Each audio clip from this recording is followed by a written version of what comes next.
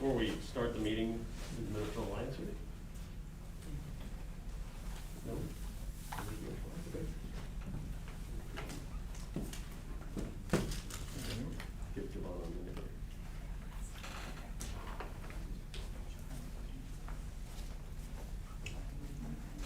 here.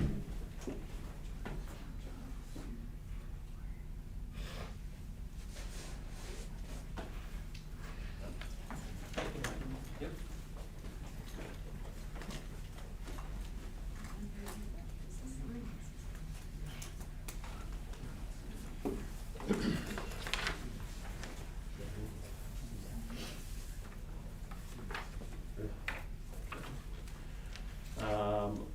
I will go ahead and call the meeting to order at 7:06. Roll call. Monty? Yes. Drew is absent. Sue? Yes. Tamara? Yes. Ivana? Here. Jim? Here. I am here. We have a quorum. I'd like to ask everyone to stand for the pledge of allegiance.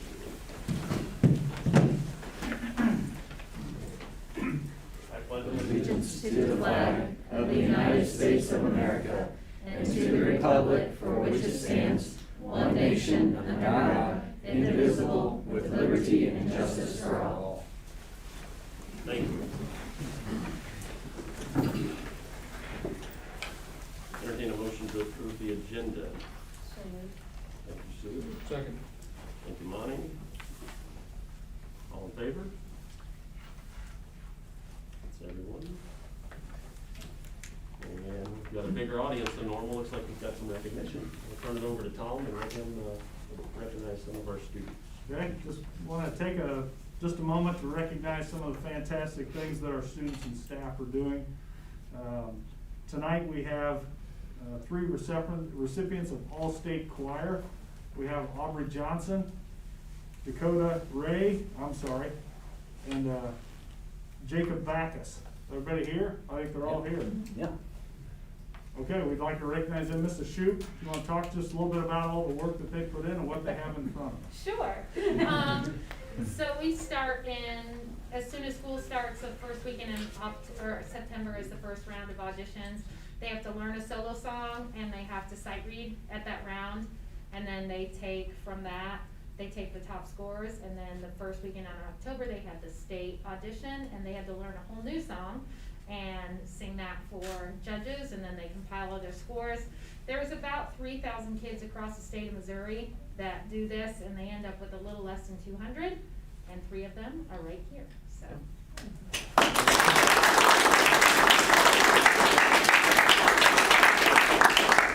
That's fantastic. Thank you for being here, and it's always a pleasure to see this. As a school board, obviously, we've got heavy decisions that weigh on us pretty regularly, and so it's nice to be reminded of the reason that we do this. Thank you for being here. Congratulations to you as well, Mrs. Shoup. Congratulations on all your accomplishments. We also have a couple members of our high school yearbook for an award that they received. We have Emily Moyer and we have Claire Dow. And their sponsor, Mrs. Cunningham. Just talk a little bit about the award. This is a national award they received through Jostens. I'd like for her to just maybe spend a minute talking about that, please. Yes, so we were awarded this because we were able to get more than 50% of the student body in the yearbook 3 times or more. We had 70% of the student body in the yearbook 70 times or more during a pandemic where we were virtual for many of our students. So that's an awesome accomplishment for them to do, as well as getting this into the hands of at least 300 people in our sales. So, Congratulations for all your work. Thank you.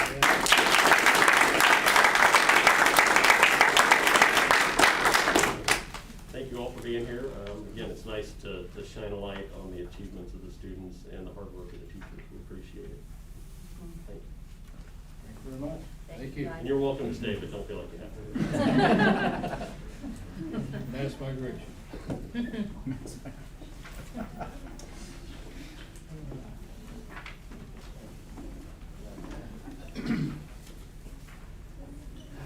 Okay, new business. entertain a motion for the approval of the consent agenda items. Thank you, Sue. Do I have a second? Second. Thank you, Lonnie. Having a motion in a second, all in favor?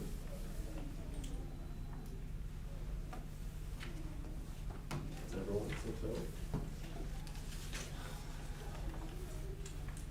And we have a presentation by Mr. Harvey and Mr. Huffington on the budget amendment and revisions. One way, Sorry. And Shelley, my bad, I'm sorry. We're listening, oh, there it is, my bad. Sorry, Shelley. Okay. in June, when we presented our budget for the upcoming school year, one of the things that we talked about doing, we're doing quarterly revisions. And we concluded the first quarter on September 30th. So we'd like to pick up those revisions. I'd like to turn over to Mr. Harvey, who's gonna take over some of these revisions. Thank you. Each quarter, you'll be getting an updated amount, a number of account code, account description, revision, and information in your packet. These are basically adjustments or amendments that are made to the budget and require board approval so that we have an accurate and complete listing of what it is the district's utilizing funds for. I'm sorry, page 47. This is kind of a new process, I believe, that maybe has not been done quite the same way before. So you'll notice that there's an account description. Everything here is revision number 1. It has a date, and Shelley will be doing the revisions.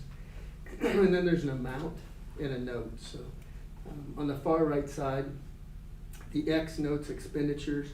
There will be some revenue adjustments too. They just aren't in this particular handout. So next month, you'll see some anticipated changes that have some revenues too.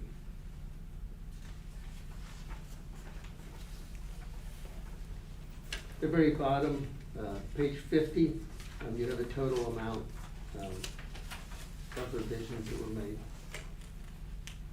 And as Mr. Huffington said, this is primarily due to changes that occurred from the June cycle until the end of the first quarter.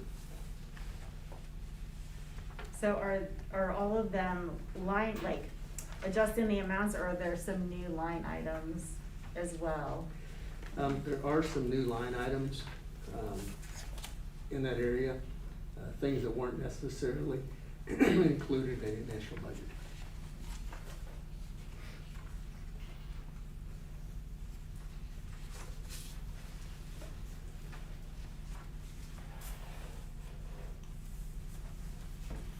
The total change is 21,638.47. Yes.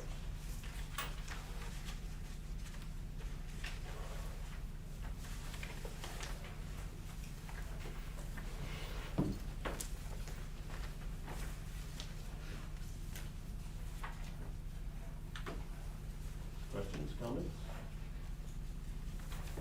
Seeing none, I'll entertain a motion to approve the budget amendment and revision as presented. So moved. Thank you, Giovanna. Have a second? Thank you. Thank you, Jim. And a motion and a second, all in favor? That's everyone. Thank you. Next on the agenda is a presentation of an Apple Bus presentation. Is anybody from Apple Bus here? Didn't even bother to show up. That's dedication for you. So there's no point in approving. You have anything to say, Tom, regarding?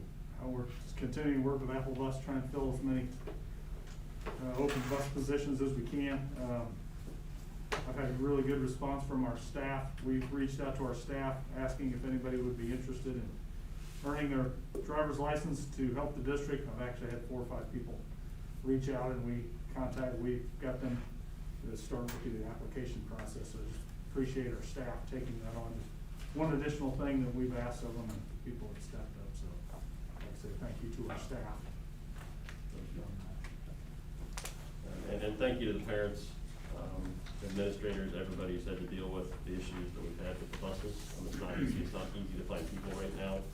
And one of the reasons we asked Capital Bus to come here and present is hopefully to try to figure out a solution, at least start working towards a solution. And my personal frustration has been their lack of even attempting to find a solution. So I don't think there's any need to have a vote here because they didn't do a presentation. Next item on the agenda is frontline employment. One of the things that we've been looking into is our recruiting process for staff at whatever level. One of the companies that we contacted was Frontline. And I've asked Ms. Reinbold to come make a presentation on Frontline services. With Frontline Services, what it is that it would allow us to streamline our hiring process and recruiting process to where there's more transparency with it, and it would be more filtered to where our building administrators for any openings that we have in the buildings would see all the applications come through and be directed towards them. So it would enhance our current website that we have that we're using. It wouldn't be so kind of cluttered for people to see what they need and where they're going, and have it to where all your required documentations will be filtered in with that job description and the process, so they would be able to submit their transcripts, their resumes, their letter of reference, any, if you wanted letter of references to be emailed in, it could come from that website as well. So some of our surrounding districts that have it are Green Valley and Blue Springs and Pleasant Hill. They do enjoy having that system for their buildings and their hiring and recruiting process, and it's worked really well for them. When we went through the demonstration for it, there's some great aspects to it that would really help out with our hiring process, and we were able to kind of get to where we would have a 15% discount, which would actually be during the entire time that we are a customer of theirs. So it's not like it's just there for 3 years for the contract that we're doing, it's there each year when we renew. There is a cost sheet in there for you guys just to kind of review and look over on that, so it's a little bit of a savings with the 15% for us to implement that. For me, when we went through the demonstration that Frontline gave us, it just opens up a larger pool of candidates to draw from. It was really user-friendly. Once an applicant puts their information in there one time, it's accessible by all the districts that use it. So it's actually just a better way to get more applicants. And so is this just a software package, or is there support that goes along with this, or is there? There is an 8-week implementation process, so there would be weekly meetings, so we would develop a team to be a part of that, to discuss what we want and what options we'd like to have with that, to go ahead and get that ready to roll out. We did ask for it to be ready to go by January 3rd if they were able to do that. There's holidays in there, but they are saying that they can get it done by then. And then ongoing costs beyond the first 3 years, approximately $3,500 a year, looks like. Well, no, it would actually be around the $7,000 a year. The first year's prorated. First year. Oh, I'm sorry, that's per year, my bad, sorry, 7,000 per year, yes. But just on the cost, so it says the initial year is $74.68, and then the next 2 years is almost $7 per year. So wouldn't the total contract at the start be more like $21,000 rather than the $13,991? If we just did like the 1-year contract, it would just be that implementation fee and then the prorated fee. But if we wanted to do the 3 years, we could set up the contract and then be billed for that piece. Cause the motion says 3 years. I just wanted to confirm just the amount of the 3 year.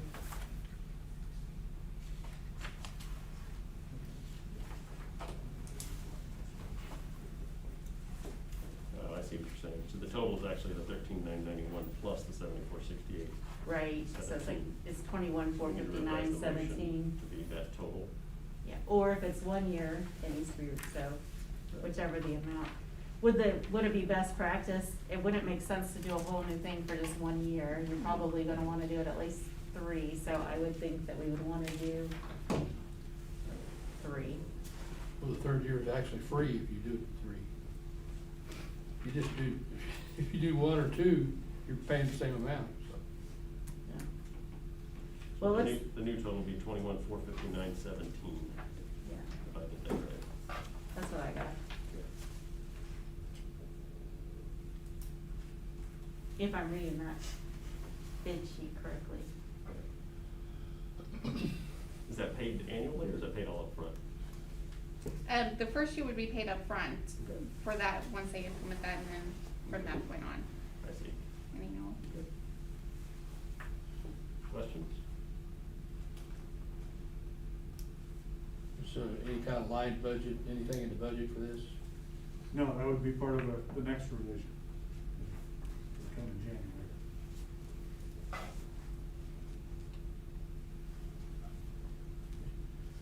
I'll entertain a motion in a second to approve a contract with Frontline Employment for 3 years for a total of $21,459.17. It's kind of funny that they put 17 cents on it. Every penny counts. So moved. Thank you, Giovanna. Have a second? Second. Jim, thank you. You use this, Jimmy, you guys? We do. You like it? Yep. Used it for a long time. It's great. It streamlines everything and it's very transparent for all applicants. It's, yep. I have a motion and a second to approve the motion for Frontline Employment presentation by Kerry Reinbold for 21,459.17 for 3 years. All in favor? That's everyone. Thank you. We'll move on to the fun part, policies and procedures. Yeah, could we back up for just a second? I had a mistake on here, that's my fault. On the original agenda, on the condensed agenda, on open session part, under part B was the budget amendment revisions, part C was the teacher fund transfer, part D was fund 1 to fund 4 transfer. But there wasn't a motion on here, so I apologize to the board for that. But if you look in your packet on page 51,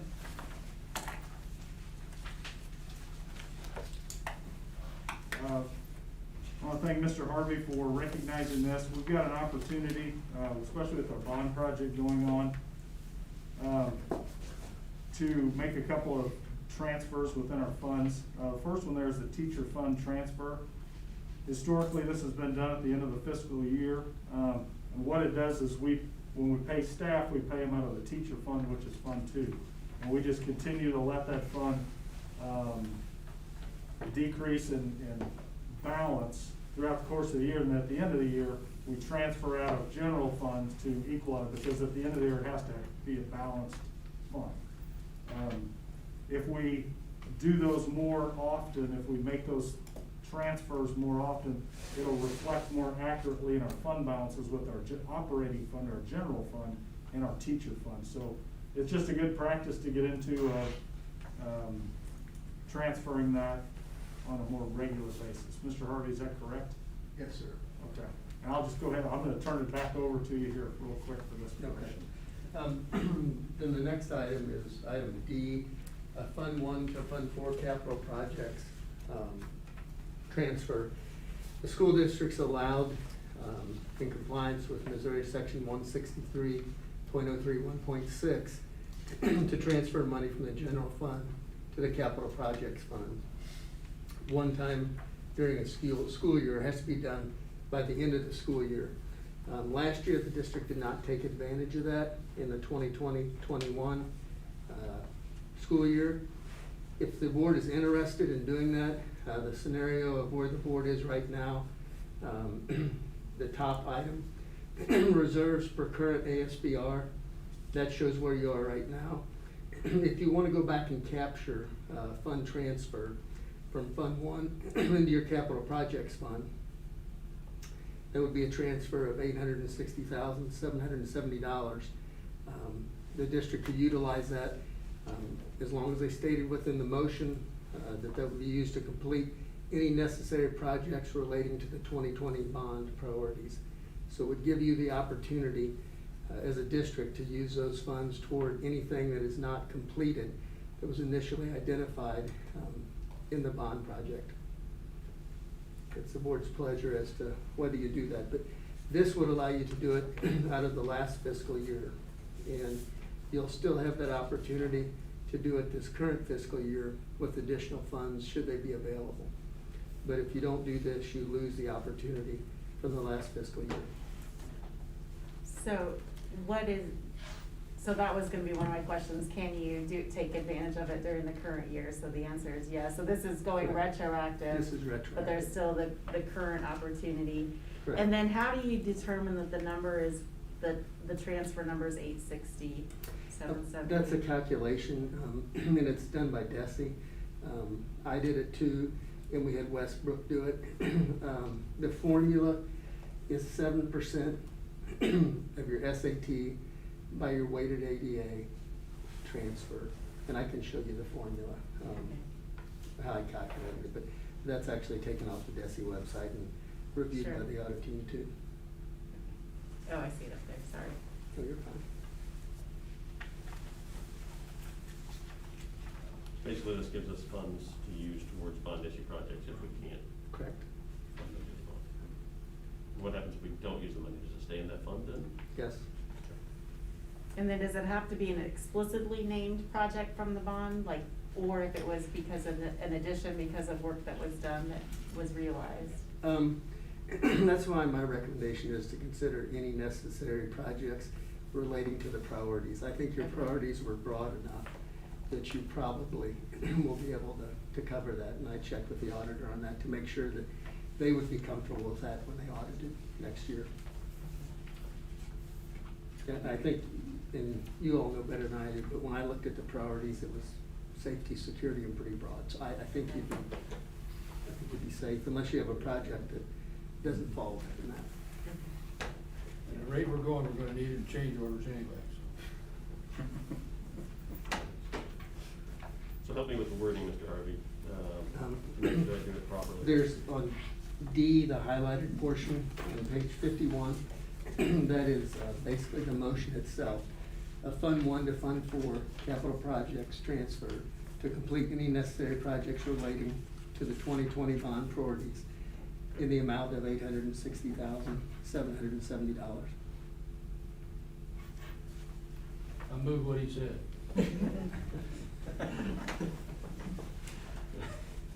Okay, so your second. So I have a motion and a second to approve a Fund 1 to Fund 4 capital projects transfer to complete any necessary projects relating to the 2020 bond priorities in the amount of $860,770. What is the timing typically that we as a board should be looking at that transfer? Well, you can do it anytime. Anytime. I mean, ideally, they'd like for you to do it before June 30. but Right. Sometimes you don't know, so. Okay. And you have the opportunity to do that this current school year, so every month, we'll try and start going through the balances to where you see what you have and what opportunities exist, and you guys can keep in mind what projects you think should be next on the list, and you have an opportunity to do that. Great, thank you. Thank you, Mr. Harvey. I have a motion and a second for a Fund 1 to Fund 4 transfer as stated. All in favor? That's 6-0, that's everyone. I apologize for that motion not being on there. I'd like to thank Mr. Harvey for his expertise on that, so that's really a really nice catch on his part. That'll really help us with some of those bond projects. Staying on track. Just don't let the contractors know we got that money. Yeah, that was the first thing. Well, I was just wondering, like, around things like furniture needs and whatnot as projects are being done that weren't necessarily a part of but it would still fit in within the priorities around student safety. We move on to policies and procedures. Okay, the first motion here, you'll see there's several policies, kind of batch those together, but I'll go through each one of those individually. That starts on page 62. This is an updated policy, policy BBB. This simply, they have changed, state statutes has changed the filing date for school board members. It changed it from the 16th week prior to elections to the 17th week prior to, so it moved it up a week. You had until the 11th week, it moved that back to the 14th week. So it shortened the time frame. So for this upcoming school year, it's gonna change. If you wanna file for school board elections, the time frame is December 7th, 2021, and it ends on December 28th, 2021. So it changes the deadline for school board filings if you wish to run for school. How is that impacted by the offices not being open? We'll be open on the 28th. You'll be open that one day? Correct. For that reason. Okay. And that's just an update, it just changed those dates. Excuse me. The second policy in that motion is policy DCB for political campaigns. Once again, this is an updated policy. This it changes the wording a little bit to, you cannot use district money for the passage or defeat of any ballot measure or the nomination or election of any candidate for public office.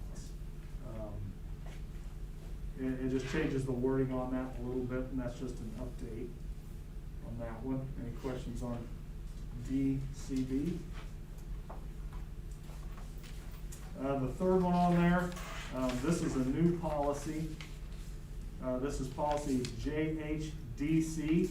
This is for behavioral risk assessment. This establishes a system for reporting and addressing threats of violence or physical harm to self or others and other behaviors that are indicative of potential threats. This is a brand new policy.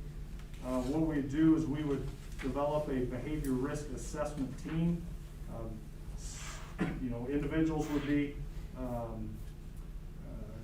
referred to this committee, and we would have a way to assess the risk level. The team would receive training. They would in turn provide training to staff and students. We would be responsible for implementing assessments and intervention protocols, provide information on community resources, and so forth. So this is a brand new policy. So we would start to develop that committee in the very near future. So that's a new policy on JHDE. So my question was, because it says it could be if it's new or if you're considering adding one, so there isn't one currently That's correct. in the district. So, and you said in the near future, do you have a sense of a timeline for implementation? I would say we would have our team, we would have our assessment team, I would say Thanksgiving, and try and reach out to other districts and get some additional information. Maybe they have things already in place by early second semester, early spring semester.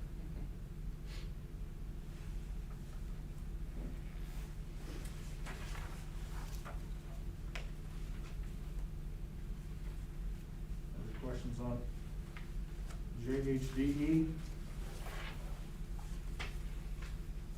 Policy KKB, this is on page 71. This is in response to House Bill 432, which authorized family members to record special education IEP meetings or 504 meetings. Basically, this updates our policy to match that state statute, and it allows, it's got some wording in there to allow, if a parent wishes to record a IEP or 504 meeting, they need to give us notice. The school district will in turn record that meeting as well, and just set some parameters for that. So it changes the wording to match that updated state statute. And there's a second part to that, and that's on page 75. That addresses drones, people flying drones over district property. They have to receive authorization and the only authorization, because if it serves a public purpose or a mission for the district, so, it addresses drones, it's the same policy, KKB. So just verbal authorization, or doesn't require written? We do written on something like that. Go back to my list and make sure I got them all in there. Yeah, I think that's all for that group. Yeah, that was just a batch. Yes, that's correct. Questions? I get, just going back to the behavioral risk assessment, so then would procedures be coming back before the board after that team gets together? So we would see the procedures Correct. on the other side, okay.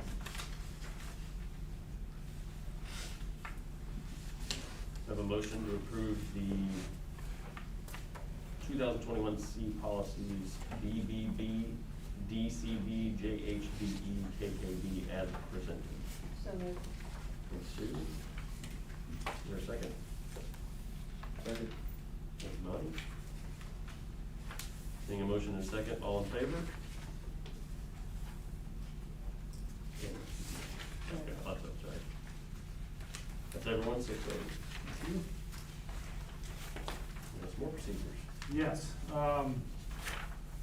the procedure BBB-AP1, this is the procedure that just matches the policy for school board elections. And the procedure just outlines how you're gonna do it, so it gives you those dates. So it just matches that policy. And that's on page 78. It changes the wording. You'll see the blue is the old wording, the red is the new wording, so it just changes some of the language. But it's just the policy, the procedure to match the policy. Questions or comments? So in that one, I guess I didn't notice that it does say that, do you have to call out, like, if the offices are closed, that it will be open on that last day, or does it just assume? They just assume that it's gonna be Okay. open. So we'll advertise that. Okay.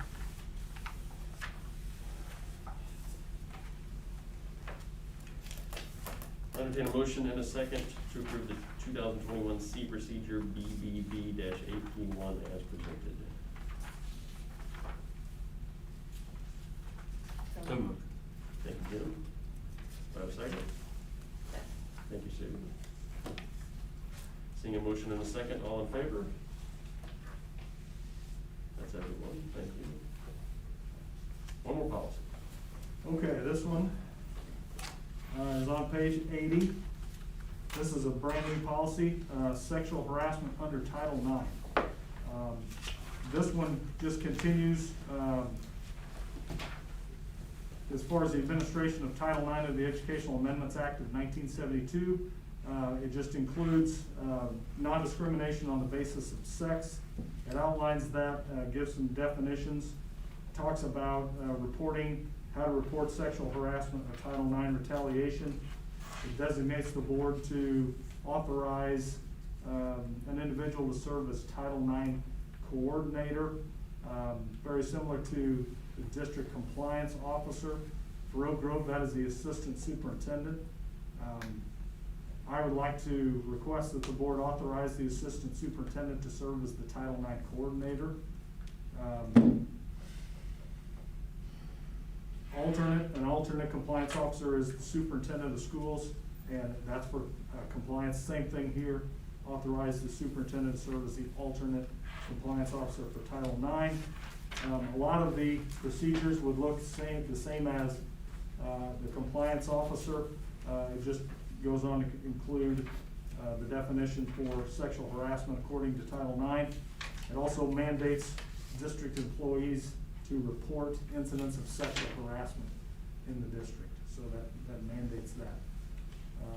It has procedures for formal complaints very similar to compliance.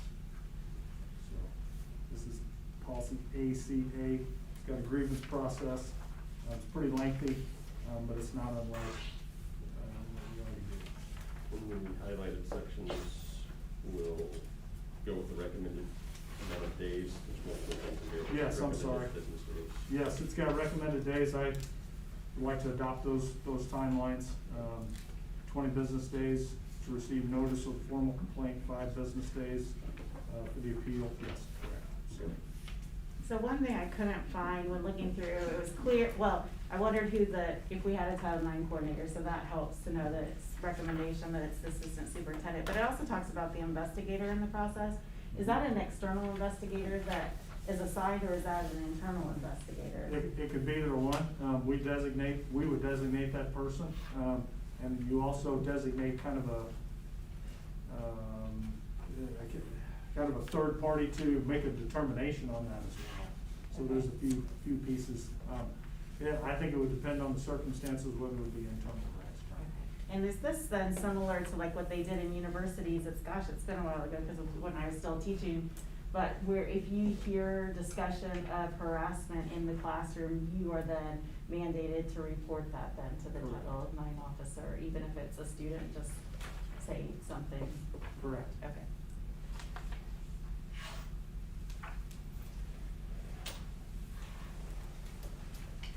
So as percentage, we'll name the compliance officer to be the assistant superintendent and the recommended amount of days for all the other highlighted areas.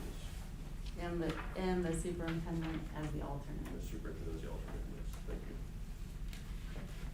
Questions or comments? Entertain a motion to approve policy ACA as presented. So moved. Thank you, Sue.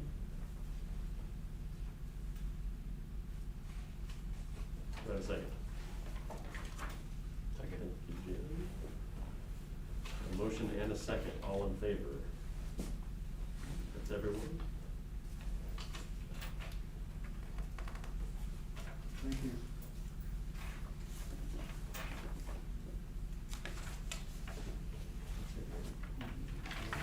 Seeing nothing else on the agenda, I'll entertain a motion to adjourn. So moved. Thank you, Sue. Do I have a second? Second.